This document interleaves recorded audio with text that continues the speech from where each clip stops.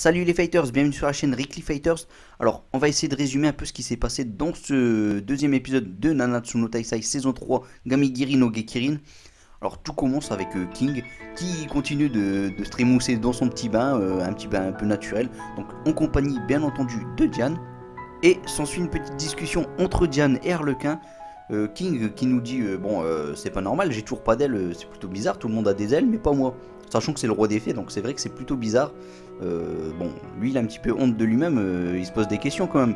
Donc il en fait part à Diane. Et d'ailleurs ça c'était drôle parce que en faisant part à Diane justement, il dit à Diane bien sûr que je parle de mes ailes, je ne parle pas d'autre chose. Donc il la regarde comme ça, il est tout nu, il est debout et elle le regarde, elle le voit une fois de plus, encore une fois tout nu. Et donc là c'était plutôt drôle. Avec un raz-de-marée, ils étaient tous les deux dans l'embarras, franchement c'était cool. Moi j'ai kiffé ce moment là. Bon et du coup on les retrouve ensuite sur une sorte de petit pic qui appartient à la forêt des fées. Donc là ils discutent encore, hein. Donc Jan qui nous dit que Matrona et sa famille sont présents dans la forêt des fées. King qui nous apprend qu'il y a une barrière autour de la forêt des fées, donc tout le monde ne peut pas y pénétrer. Et on apprend aussi, là on apprend pas vraiment grand chose, mais j'avais carrément oublié cette petite partie, puisque voilà, la saison 2 elle est finie depuis un moment maintenant. Mais en fait pour King et Jan, Meliodas lui il est mort, voilà. C'est vrai qu'ils l'ont pas revu entre deux, pour eux Meliodas est mort. Et donc là ils sont entre guillemets réfugiés dans la forêt des fées, voilà. Et donc Jan du coup elle rejoint Matrona et toute sa famille. En plus il y a Dame Guériade, il y a toutes les petites fées, donc là tout le monde est au complet. Et du coup ils font une petite fête, une petite danse. Voilà, King danse avec Jan, c'est magnifique, c'est festif. Et on peut apercevoir qu'il y a Gloxinia qui apparaît, donc qui fait une petite danse avec Dame Guériade en disant je suis soulagé que tu es encore en vie. Donc on apprendra bien plus tard pourquoi il dit ça en tout cas. Et pendant ce laps de temps, Matrona, Dame Guériade et compagnie n'ont rien compris à ce qui s'est passé, mais King et Jan ont disparu. Ils apparaissent dans une sorte de grotte, certainement créée par Dolor. Et du coup, King et Harlequin vont devoir faire face à Gloxinia et Dolor. Bon, et vous l'aurez compris les fighters, King et Jan ne font pas le poids face à ces deux grandes bêtes, ces deux grands monstres que sont Gloxinia et Dolor.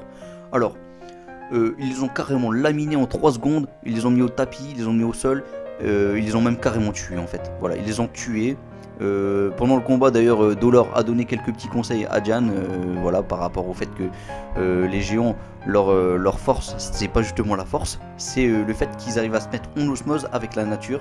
Donc voilà, très bon conseil de la part de Dolor, mais il l'a quand même tué. Mais du coup, Gloxinia, elle les ramène à la vie grâce à la technique goutte de vie. Hop, voilà, elle réapparaît, goutte de vie, c'est efficace. Chose plutôt sympa, c'est que quand Jan et King étaient morts, on a pu voir un peu de rouge au niveau de leur bouche, donc c'était du sang bien entendu. Donc là ça faisait plaisir, mes yeux ils ont carrément pétillé, j'ai fait wouh, enfin du rouge. Franchement j'ai rarement autant apprécié la couleur rouge que grâce à cet épisode, tiens. Voilà, franchement au niveau de la censure, voilà, je suis rassuré, ça fait vraiment plaisir. Et donc du coup ils ont été ramenés à la vie, hein, et Gloxinia et Dolor leur propose de les prendre sous leurs ailes. Voilà, bon en tout cas pour Gloxinia, puisque lui il a des ailes, pour Dolor ce sera plutôt les bras on va dire. Et du coup ils veulent les prendre en tant que disciples, que ce soit King et Jan. Donc ils vont subir un entraînement un peu spécial, mais avant de vous donner les détails sur cet entraînement spécial, les fighters, il y a King et Jan qui ont un peu peur, disent mais pourquoi vous voulez nous entraîner d'habitude, normalement vous êtes du côté des commandements. Et du coup, Dolor déjà, elle fait une petite blague, elle essaye de prendre un petit peu la voix de Meliodas et de faire une petite réplique à la Meliodas, hein. Moi j'ai trouvé ce moment-là plutôt drôle, même si j'ai pas compris vraiment la réplique, je vois pas d'où elle vient en vrai. Mais en tout cas, quand il a tiré ses cheveux comme ça, avec sa tête comme ça, moi j'ai kiffé. Voilà, franchement j'ai kiffé. Et bah du coup, oui, donc du coup, Gloxinia et Dolor disent que en fait, de base, c'est pas des démons, et donc voilà, ils ont pas de compte à leur rendre. Et qu'en plus de base ils ont toujours été du côté de Meliodas puisqu'il y a 3000 ans ils étaient en train de combattre à ses côtés, voilà. Mais du coup ils se sont mis du côté des démons parce qu'il y a eu, il y a eu pas mal de choses qui ont fait que voilà ils ont dû se ranger du côté des démons parce que ils ont été trahis en vrai, hein, par Meliodas surtout. Et du coup maintenant qu'il leur a dit ça, ils vont subir l'entraînement, cet entraînement spécial que je vous parlais les fighters. Ça consiste à ce que King et Jan partent dans le passé, 3000 ans en arrière, et donc ils vont incarner les personnages de Gloxinia et de Dolor, et ils vont vivre les instants qu'ils ont eu à ce moment là, parce que bon, ils sont vieux comme Gloxinia et Dolor. C'est pas le roi des l'ancien roi, enfin le premier roi des fées et le premier roi des géants là, pour rien en tout cas. Donc du coup ils vont devoir vivre ces instants là. Bon, et à peine arrivé à Britannia, 3000 ans en arrière, King qui incarne Gloxinia est tout déboussolé, il comprend plus rien à la vie, donc du coup il va regarder son petit reflet dans de l'eau. Il se trouve un peu plus charmant certainement, parce qu'il se touche les cheveux et tout. Bon, c'est vrai qu'il est un peu plus mignon, on va dire. Personnellement, je préfère Gloxinia que King, hein, tout simplement, au niveau du style en tout cas. Et du coup, on retrouve ensuite Jan, donc qui incarne Dolor. Donc elle, c'est encore pire. Elle se met masque, qu'est-ce qui m'arrive, j'ai 4 bras et tout. Enfin, elle se tire les cheveux quoi, limite. Et du coup, il y a Meliodas qui arrive comme une comète. Donc il tombe là. Alors là, franchement, mais quel style. Lui, il arrive vraiment avec la classe, hein, j'ai envie de dire. Avec sa grande épée qui me rappelle un peu Cloud de Final Fantasy VII. Ou alors, pour certains, ça peut être Guts de Berserk. Hein. En tout cas, pour moi, ce sera Cloud. Voilà. Je reste sur Cloud. Et ben du coup, là, on voit que Meliodas, il est là, il est gentil, il est tranquille. Et que donc, du coup, il connaissait Dolor et Gloxinia. Et là aussi, Elisabeth qui débarque avec plein d'ailes. Voilà, c'est une déesse. On apprend que c'est une déesse. Et ça fait plaisir parce que franchement, elle est super stylée. Et bon, attention, grand spoil. On sait dans les derniers chapitres, en tout cas, que Elisabeth, franchement, elle a un niveau de ouf en vrai. Voilà, ça, on l'apprend pas dans cette partie-là. Voilà, c'est pas un grand spoil, mais en tout cas, on sait qu'elle a un niveau de ouf. On va dire du 200 000 de puissance à peu près pour moi. Donc franchement, elle est super balèze. Donc elle risque d'être vraiment top dans cet anime. Hein. Puis Jan et King suivent Meliodas, accompagné bien sûr de la déesse Elisabeth pour aller combattre des Albions. S'ensuit une petite discussion entre King et Jan. Ils se disent que vaut mieux éviter le moindre changement dans le passé, parce que ça pourrait impliquer leur mort, hein, en fait, hein, tout simplement dans le présent. Comme l'avait si bien dit Gloxinia, donc avec sa petite mise en garde. Hein. D'ailleurs, en parlant de Gloxinia, elle leur a dit quand même, je vous envoie dans le passé, ce sera votre entraînement. Donc là, pour l'instant, voilà, tout est clair.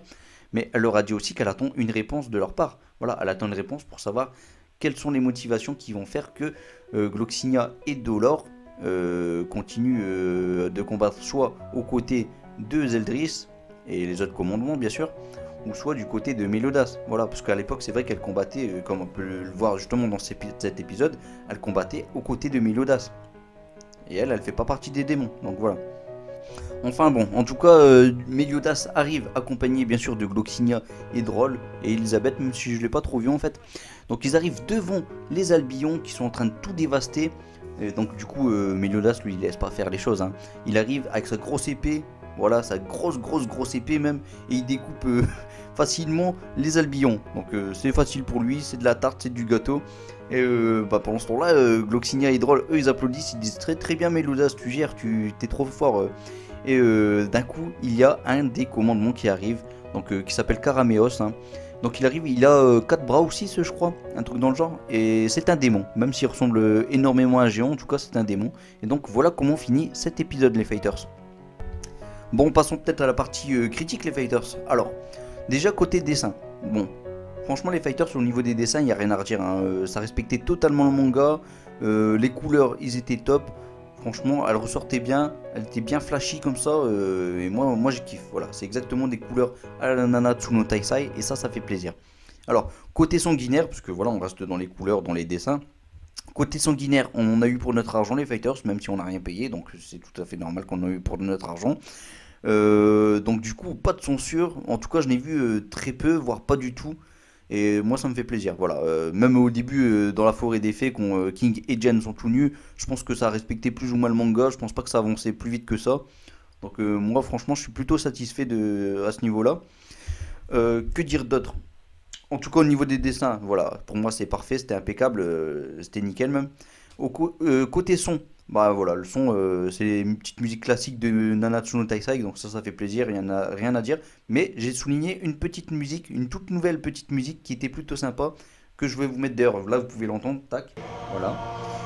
Et ben cette musique là, voilà, c'est pendant le combat des Albions. Franchement, c'est top. Voilà, j'ai mis que 3 secondes histoire de pas me faire striker non plus. Hein. Mais franchement, moi, cette musique-là, elle m'a fait plaisir. Je l'ai entendue. Je l'ai vraiment entendue. Je me suis dit, ah ouais, elle était bien intégrée au bon moment. Voilà, c'était critique avec des êtres humains qui se font défoncer, détruire par les Albillons. Donc moi je trouvais cette musique plutôt top. Voilà, j'espère qu'on va la retrouver prochainement à des moments identiques parce que voilà, il était bien placé en tout cas. Que dire d'autre? Maintenant on va parler peut-être plus en profondeur de cet épisode, hein. Donc voilà, donc là on nous a pris 2, 3, 4 chapitres, je sais pas, je vais pas vous mentir les fighters, je n'ai pas regardé, mais on nous a pris 3, 4 chapitres à peu près, bam, en un épisode, ça avançait convenablement, ça a suivi son cours, franchement, j'ai pas trouvé que l'épisode avançait trop vite, donc moi j'apprécie, j'ai apprécié cet épisode, il n'y avait rien à redire, voilà, en plus avec une belle ending de fin, plus j'écoute l'ending, plus je me dis elle claque, voilà, plus je me dis elle défonce. Je sais que ces termes-là sont peut-être pas adéquats dans une vidéo pour une review, mais moi j'ai kiffé, j'ai surkiffé, voilà. Donc n'hésitez pas à dire en commentaire ce que vous avez pensé de cet épisode les fighters. En tout cas, moi vous avez compris, je lâche un gros pouce à Suzuki Nakaba, je lâche un gros pouce à toute la team, à tout le studio qui a fait cet épisode. Et je vous dis les fighters, à bientôt pour une prochaine vidéo. N'hésitez pas à liker cette vidéo si vous avez aimé. Dites en commentaire ce que je pourrais faire pour améliorer peut-être ce type de vidéo, parce que c'est vrai que j'en fais pas beaucoup, mais là peut-être pour Nanatsu no Taizai je suis un peu motivé peut-être pour les faire pour faire tous les épisodes, même si c'est vrai qu'elle fait pas beaucoup de vues, mais bon vous l'avez compris, moi j'adore Nanatsu no Taizai, donc c'est pas pour autant que je m'arrêtais là, même si elle fait pas beaucoup de vues. S'il y a quelques personnes qui le voient, c'est déjà pas mal. Donc en tout cas pour les nouveaux venus qui viennent de voir ne serait-ce que cette vidéo, n'hésitez pas à vous abonner, ça ferait vraiment plaisir en tout cas. Voilà, plus on est nombreux et plus c'est bien, voilà. Allez les fighters, on se retrouve prochainement. Je vous laisse un Masenko en espérant qu'il vous guide vers la victoire. Masenko!